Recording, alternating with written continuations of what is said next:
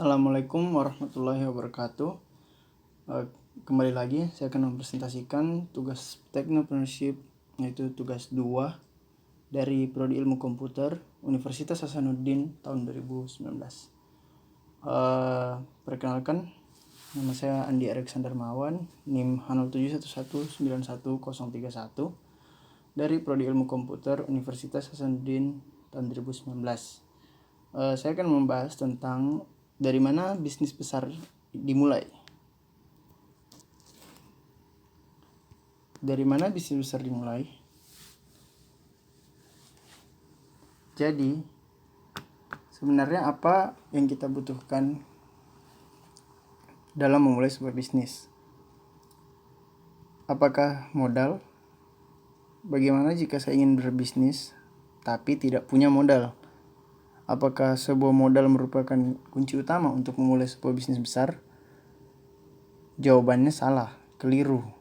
Jadi modal yang besar bukan sebuah faktor utama untuk menjamin sebuah bisnis akan menjadi besar. Tentunya tidak. Mengapa?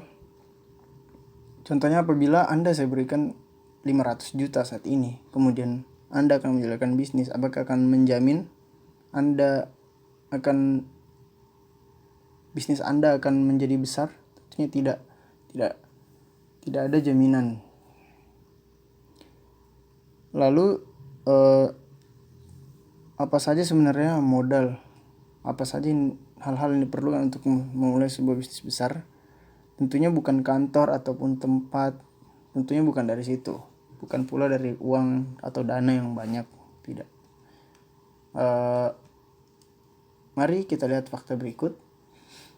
Ini adalah Bill Gates dan Mark Zuckerberg yang merupakan dua orang kaya atau konglomerat yang ada di dunia saat ini. Kita lihat Bill Gates memulai bisnis Microsoft, aplikasi Microsoft dari garasi di rumahnya. Dari situlah ia membuat atau memulai sebuah bisnis yang besar hingga saat ini. Dari sana dia rajin membuat sebuah program. Dari sana dia melatih, mencoba, merancang program yang ia ingin buat. Dan akhirnya terlihat hasilnya sampai sekarang bahwa Microsoft merupakan salah satu perusahaan terbesar yang ada di dunia.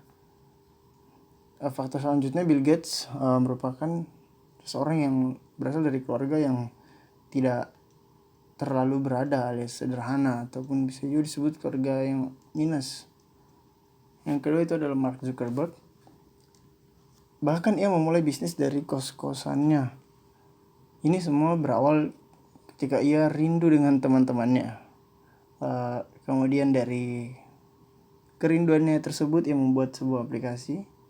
Dan ternyata aplikasi tersebut diminati oleh banyak orang.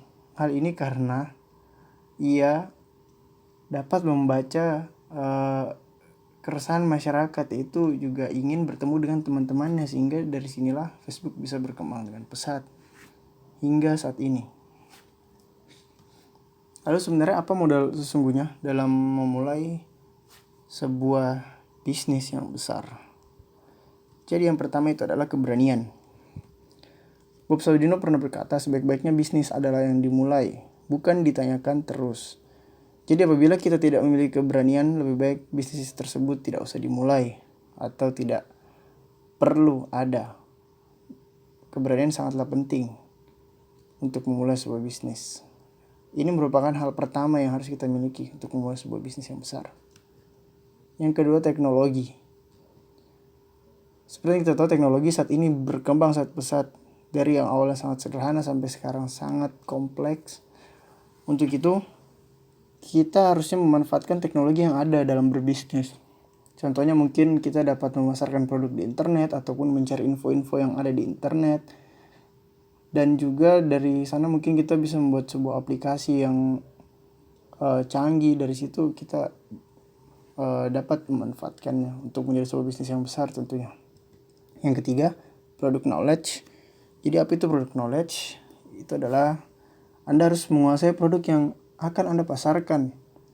Jadi ketika Anda ditanya oleh customer produk apa yang Anda pasarkan, tentunya Anda harus memahami produk tersebut dari awal sampai akhirnya. Anda harus pahami betul produk Anda.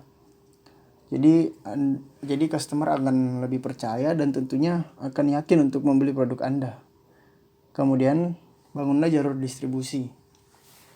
Pastikan distribusi tidak mandek. Apa ini maksud dengan jalur distribusi? Yaitu